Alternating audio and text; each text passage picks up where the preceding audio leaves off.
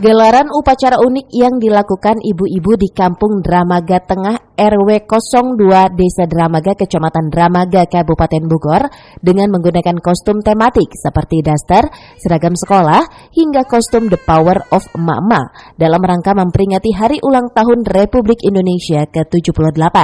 Mereka tak lupa saat upacara membawa peralatan dapur seperti dandang, tampah, hingga bakul.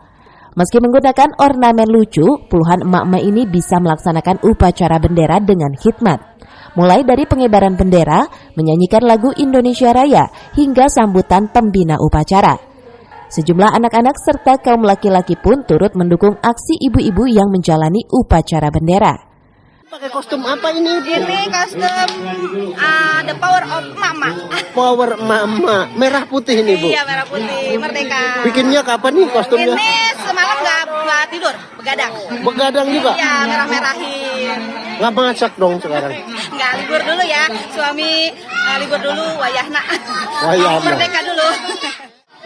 Dedek Ningsih. Osis. Ini, aduh, baju anak siapa yang dipakai ini? Ini minjem ke saudara. Pinjem? Kenapa, Bu? Kepikiran pakai baju SMP? Karena kan yang lain pada pakai baju kebaya, aku kan nggak punya, jadi pakai baju SMP. Pakai seadanya dong ya? Seadanya. Tapi ini untuk memeriahkan UTRI.